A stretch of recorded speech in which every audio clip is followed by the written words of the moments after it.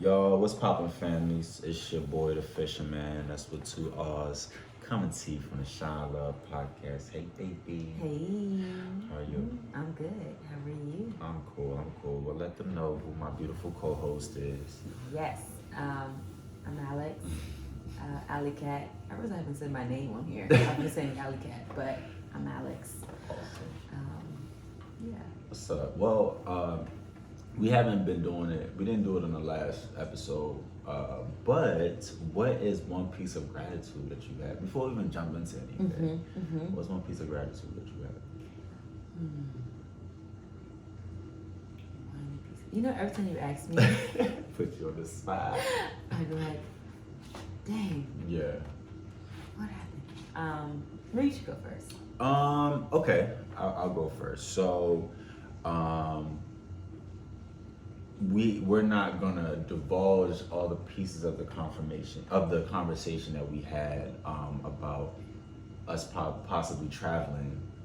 I'm gonna hold on to that, but it was really good, like talking to you and getting a sense of clarity on how we can move forward with this next step in our lives. And it was very emotional, but in the same breath, it was just good to have that squared away. Okay. Yeah. That was my piece of gratitude. Okay. That's good. That's a good one. Yeah. That's a good one. I would say, I guess my piece of gratitude is that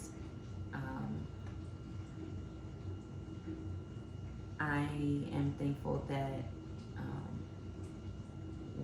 I guess the conversation yesterday that we had just around like our goals and all the things that we want to accomplish and individually and together. Yeah, exactly. Sure. Coming up to the same page. Yeah. So that was nice. Yeah. I really enjoyed it. That's dope. And one thing I always like, I'm not no relationship guru or nothing, but please handle your relationships like a businessman. Like there might be, Sundays is our day where we kind of reflect and we set goals and we look at how we've come up to our goals. Like you might miss a couple Sundays, you might miss a couple meetings, but for the most part, it's really refreshing to like have you as a thought partner, have you as a business partner, and a lover and a friend all in one. So, Yeah. Awesome. So, today's wine we got Mirassou as a Cabernet Sauvignon. You gotta go ahead and hold that up to the cam. Wow. All right, we're gonna go ahead and try this. So I'm gonna pull you up first. Okay. I realize we've been doing all reds. All reds. I feel like I'm gonna do a white you one. gotta go through all the reds and then go through the and then come back. yeah, and then go through the whites. Yeah, not Okay. for sure. Well, let's go ahead. All right.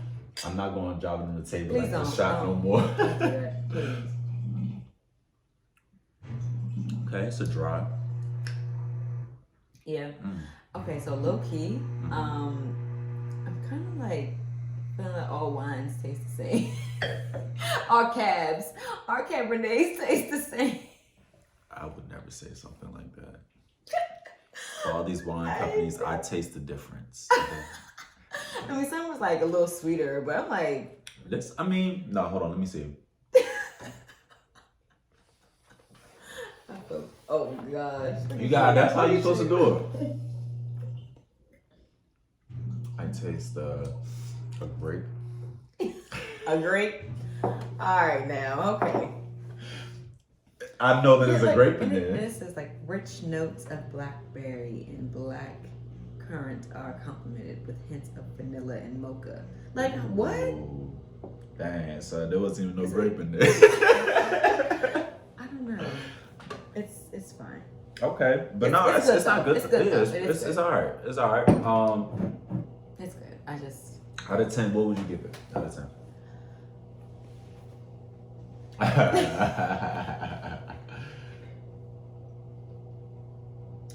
like a 7. Okay, yeah. Solid I would 7. give it a 6, 6.5. Okay. 6.5 for sure.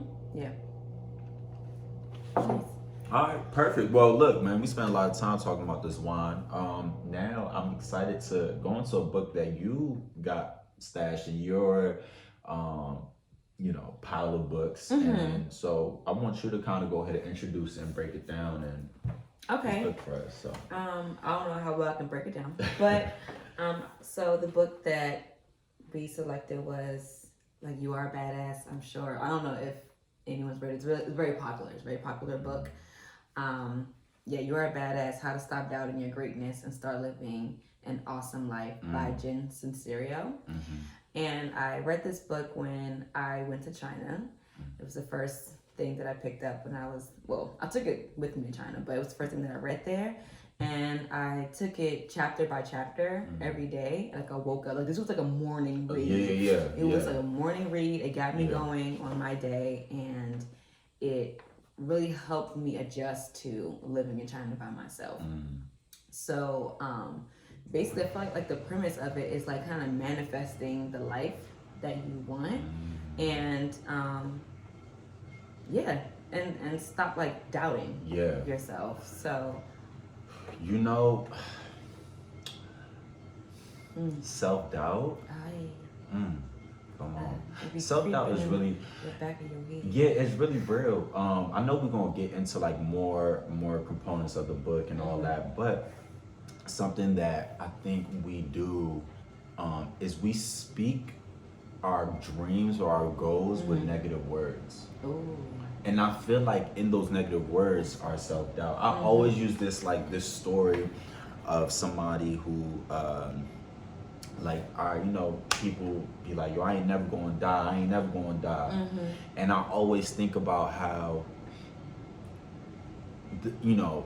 even if you're not like a spiritual person, you're not whatever. I'm a spiritual person. I have all that. But if the universe picks up on certain words, certain phrases, right, that you abide by, that you live by, that you say religiously, right? And if I was to say that, what would you pick up? Die.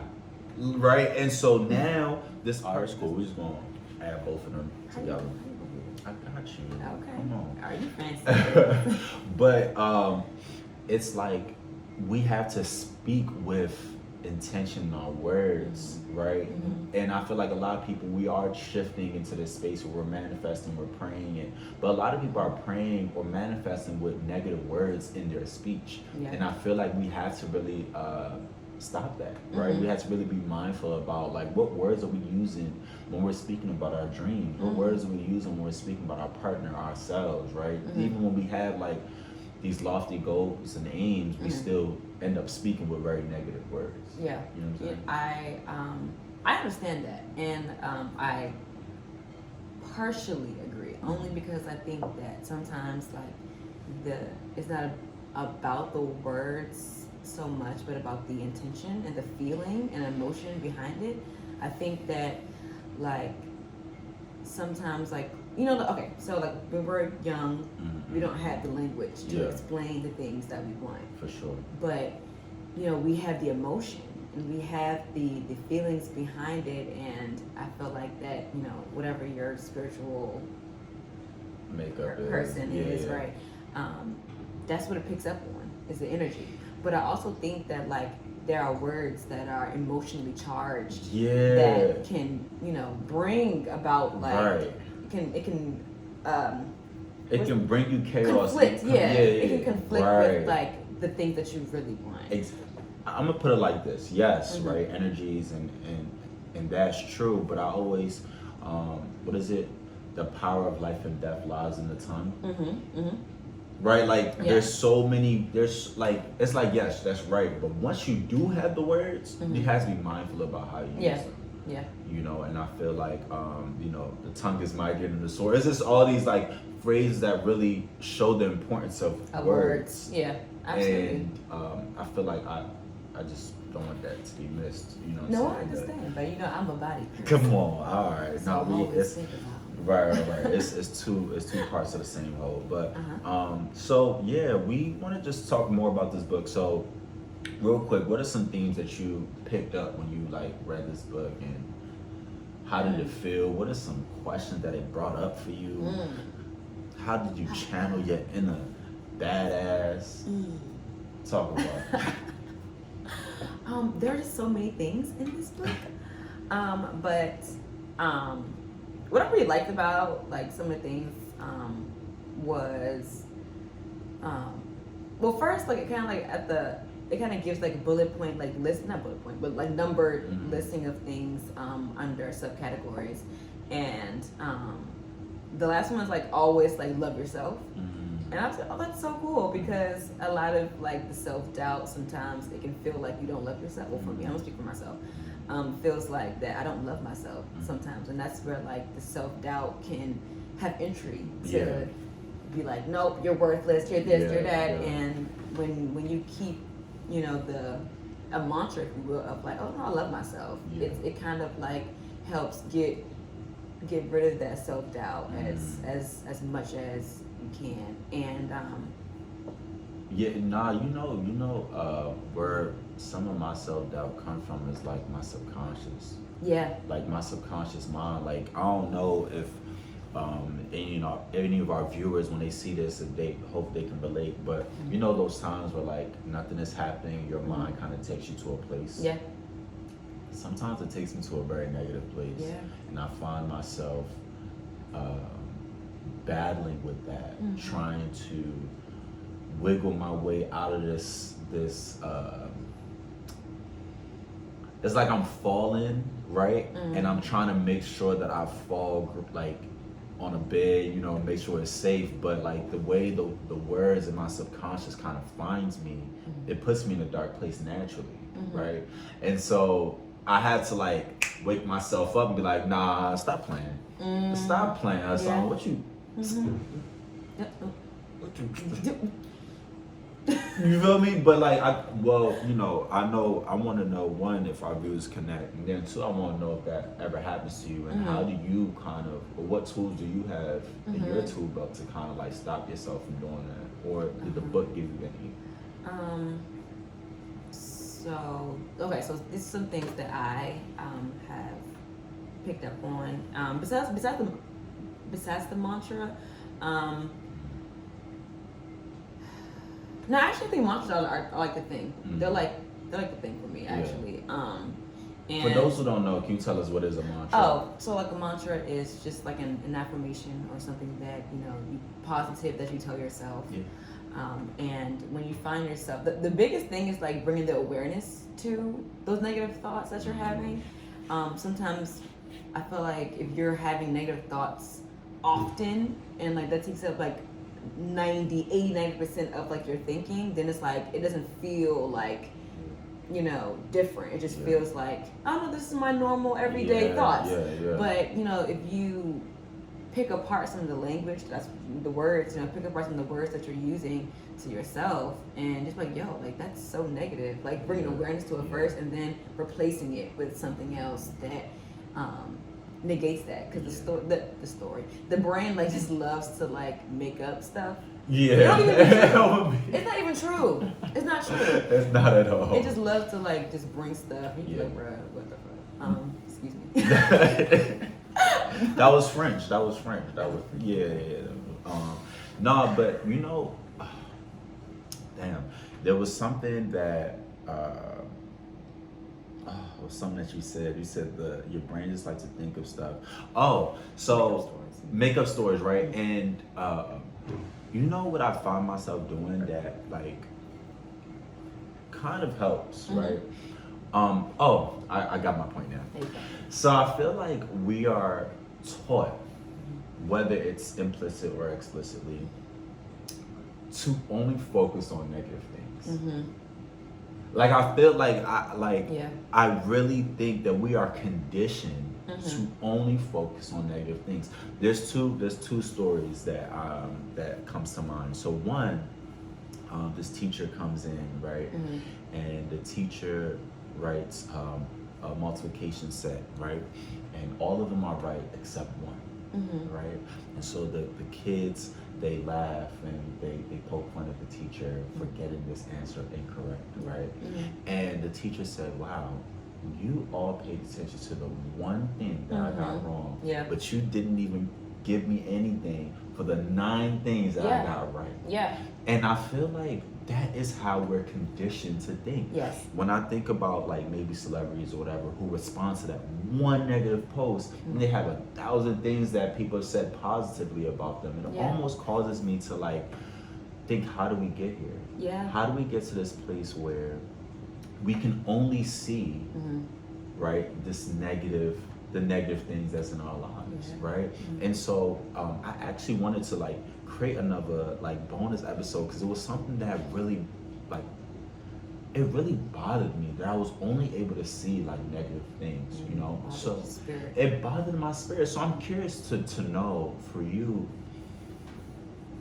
is that true for you? And then if it is, how do you get rid of that? Okay, first I wanted to kind of comment on what you're saying, because I think about, you know, in school we strive for the 100%, right? Like we are like kind of groomed to reach this level of perfection, and so when something is like less than perfect, no matter how like big the gap is, it still feels like a bad mark. It still feels like you got that wrong, you know, and that's been something that I've struggled with, still struggling with, actually trying the idea of perfection. The idea of perfection. And it's like I can tell my mind like, oh no, this does not exist. But you know, the subconscious, unconscious mind is kind of like, nope, you want to be accepted, you want to be validated, you want all of these things. And so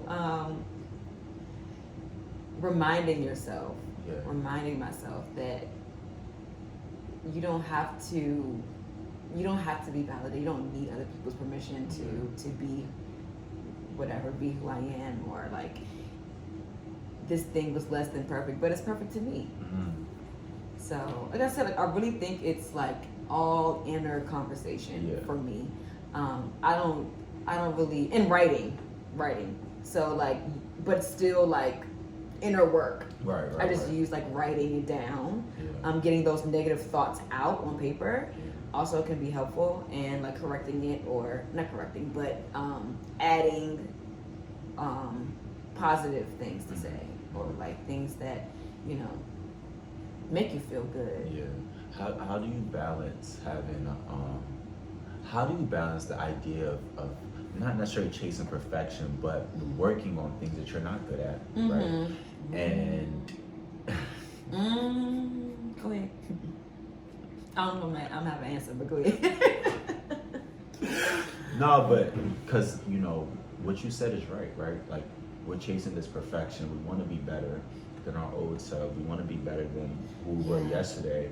And so it's like a push and pull, right? A little dance that you have to play. And so like, what does a healthy dance look like for you? Ooh. Man, that was a good that question. Was good. Come on. I don't know that. I don't know what it looked like. But you know what? This reminds me of something that we talked about when we were living in New York, and we were talking about what's your barometer of success. Come on. And it's like, if you have remembering stuff that I told you. I know. Usually I don't remember anything. I remember that. But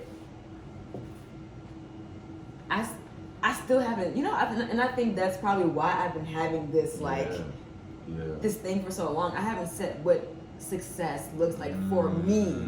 I've been doing it for like, I've been setting it from other people's standards and what other people are doing. But if I just set like, you know, these are the things that like I want because I want them, not because other people want them.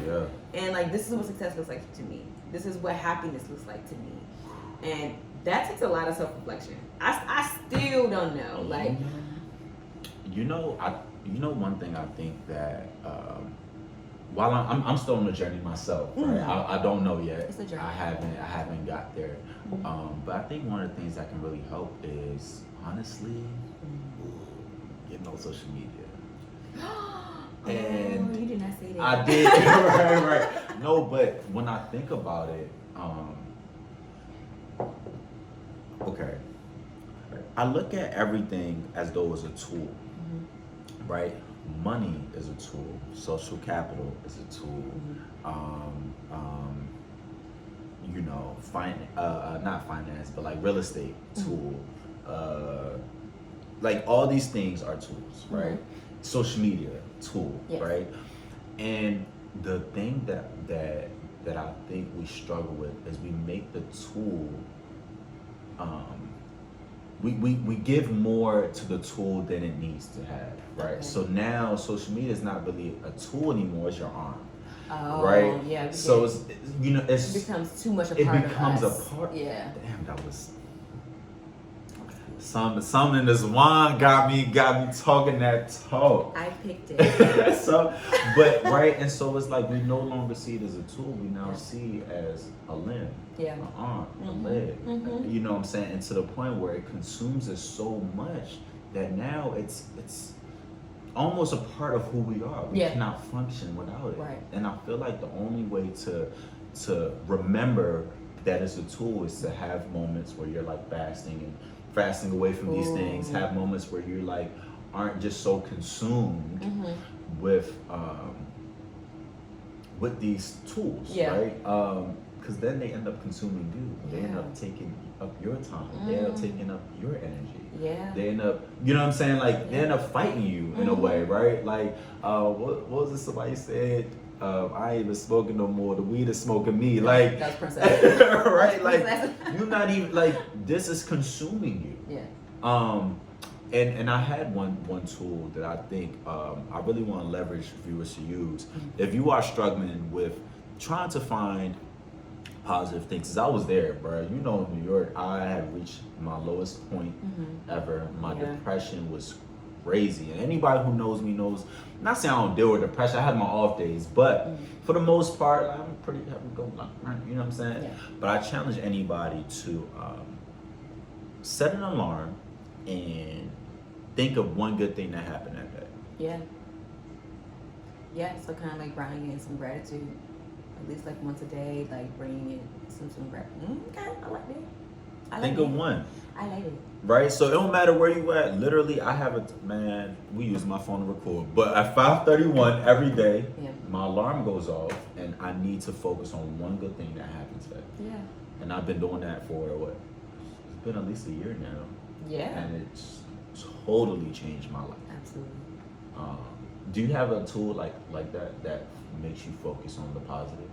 I just found one. Ooh, talk about it. And it's I guess it's all the same. But it's all the same. But what I do, I say like I am present right now, or like I name things that are in the room, or like I name what I'm wearing.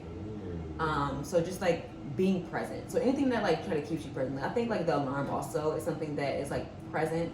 But you know, adding gratitude to that. But I think just finding things that like keep you in the here and now, because I have extreme high anxiety. I'm so anxious about the future and about, you know, things, you know, whatever. But like telling myself, no, I'm safe right now. Like right now, I really want a cheeseburger. Like right now, like I want a donut or something. I said cheeseburger. I don't eat cheeseburgers, but you know what I'm saying. Like I say things that I like, things that like I need right now, or what's going on around me. That helps me stay present. Why is it important for you to stay present? Well, because when you start operating from the past and like the future, you start like fixating it and like worrying about it, like you are creating more stories in your mind that it's not true. That's not true. Right? I mean, even if something like happened in the past, because something that did happen, it's like you can't change it. And it kind of holds you back from like doing the thing or whatever it is. But operating like that doesn't get you to where you want to be. You know, one of the people who are naturally fixated on their past too, they overanalyze one problem, and then that problem ends up becoming far bigger than what it would actually represented in that time period. That is me. But you feel me? But like I thought it was so crazy. I'm like, yo, like that's the issue. Yeah. With people who are constantly stuck in the past. They only see it from that one perspective, and they go back to who they were at that time. Ooh. And it's like, you're not that no more. Yeah. You're not that person no more. Exactly. And it's so hard to get people to relinquish that. Yeah. Relinquish that vantage point. And I feel like what part of relinquishing it. Relinquishing it. There you go. Listen, you know, okay, English is not my first language. All right, whatever. It's but fine. I still don't be knowing. But part of letting that go is acknowledging it. Yeah. And then I think the second part is to realize that that's not who you are anymore. Yeah. Yeah, that's what I'm saying. So like, if you say like, right now I'm right here. Yeah.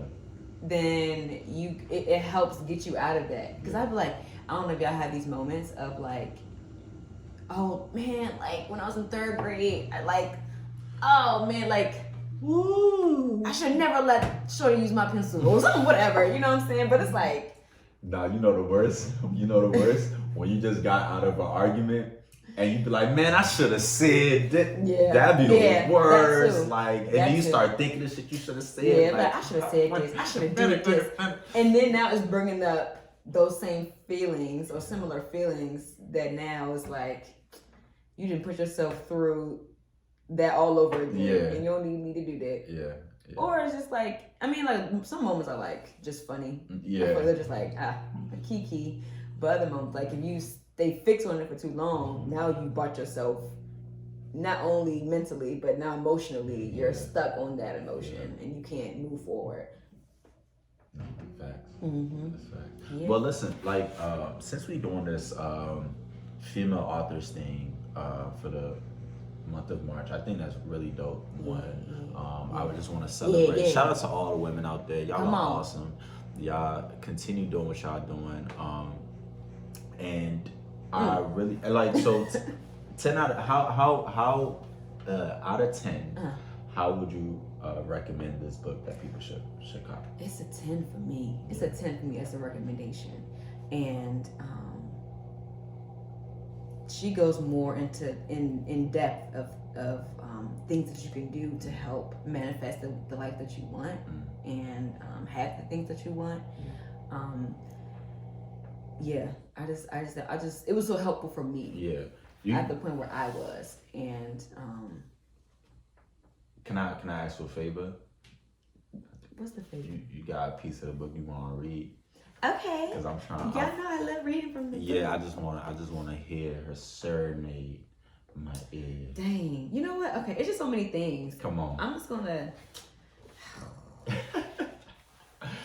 What part spoke to you? Go ahead, Mama. Go ahead. Okay, I'm gonna read a couple things, y'all. So, excuse me. So, she just has like little quotes. So, like, what you choose to focus on becomes your reality. That's one thing. It's something that I kind of highlighted as well. She talks about like, our conscious mind thinks it's in control, but it isn't. Our subconscious mind doesn't think about anything, but it is in control. So I'm saying, like, sometimes like our subconscious mind be like controlling, and that's like a part of manifestation as well. Yeah. It's like sometimes we think our conscious mind is doing all of the thinking, but no, it's really your subconscious mind. So when you work on your subconscious mind, and like really like believe that you deserve these things, then the things will come. All right, quick. One tool to change to help that helps you with your subconscious. This one thing you do. Because I have one. Okay, well give me yours then. No, don't do that. I have one. Repetition. Repetition. Say the same thing over and over. Yes. And I think that was going to be something similar that I was going to say. So yeah. Look at you. Look at you. And there was something that I highlighted, but because like I only highlighted one thing. I mean, I think I had it highlighted and I lost it. Oh wait, one more thing. So this one it's about kind of like forgiving yourself, because this was a big one for me, and I did some things, and I felt so bad about it, and I was like, I can't move. I couldn't move forward because I was like, I don't forgive myself. I'm so like shameful and guilty. Hold on, before you read it, I'm gonna stop recording and I'm gonna re-record it. All right, go ahead. Okay, so here's the quote that I had about forgiving myself. Talk about it. So holding on to my bad feelings about this is doing nothing but harming me and everyone else, and preventing me from enjoying my life fully. I am an awesome person. I choose to enjoy my life. I choose to let this go. So okay, so yeah, I guess I'm a mantra person. Yeah. I'm an affirmation person. Yeah. Yeah. Yeah. Because that's what really kind of, yeah. And then it says love yourself. Yeah. So, Oh man, so I choose to let this go. I think about the idea of, and I know we are way over, but I feel like the conversation is just really taking me to a different place. The idea of choice, I feel like we had to really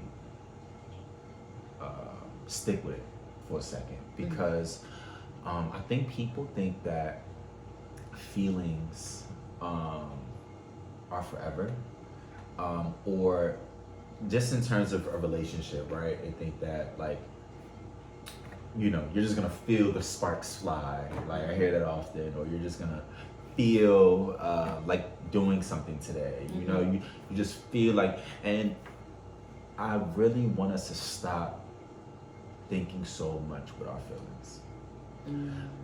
In the idea that your feelings can move you in that way, right? Because one of the things I think is the most powerful tool that we have is our ability to make choices, our ability to choose.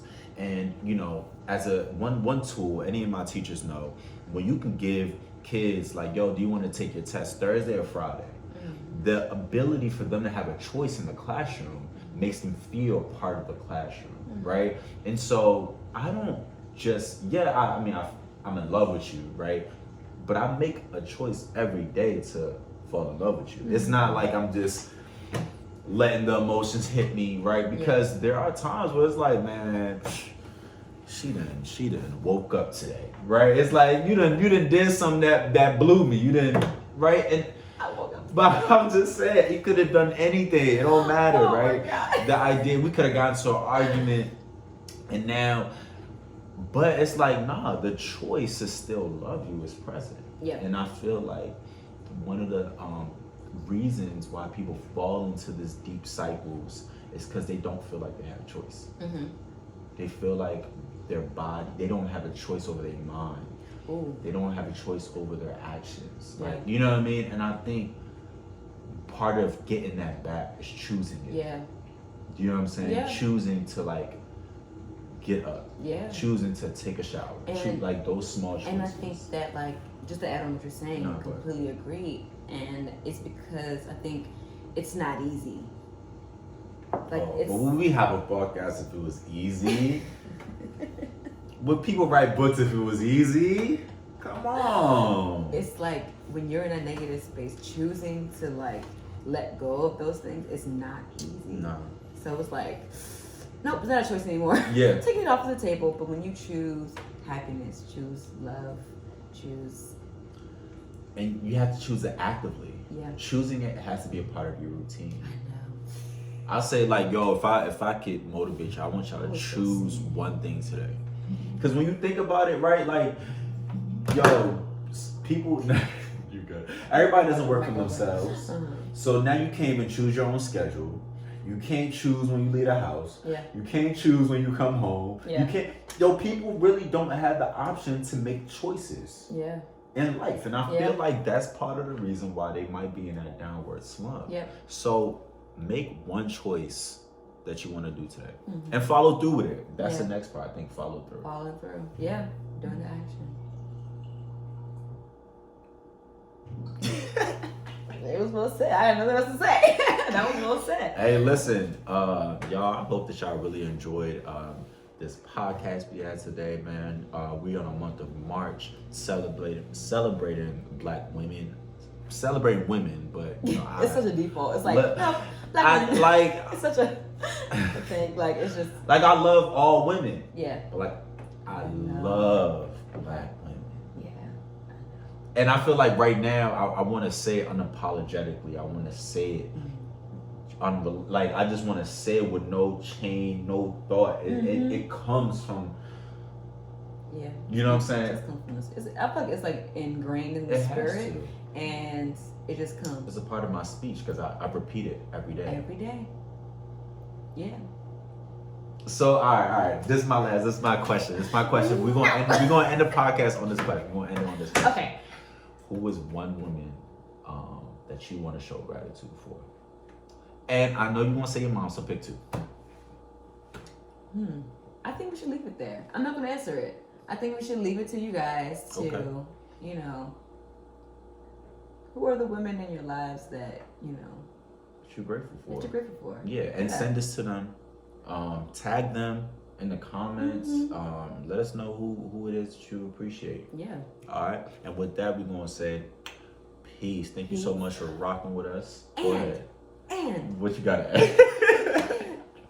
you don't do this bullshit. Like, subscribe, and comment. Oh yeah, subscribe, comment the whole We're new to shebang. this. Yeah, We're learning as but we we go. true to this. So, We new to this, but we true to this. Yeah. Because it's natural.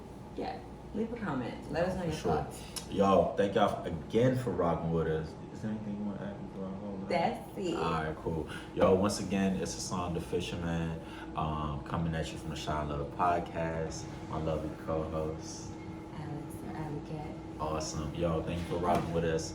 Appreciate y'all, and we am.